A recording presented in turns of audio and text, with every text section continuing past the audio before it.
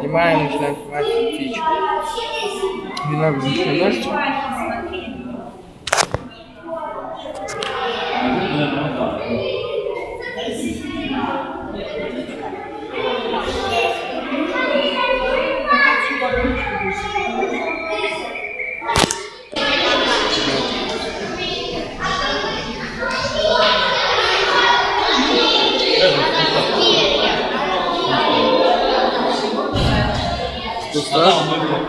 На камеру.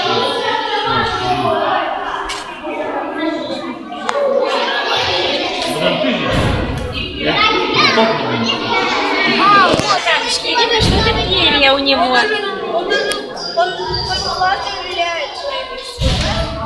Ой, и чистится, и плавает. Вот они лапки. И мячик красивый.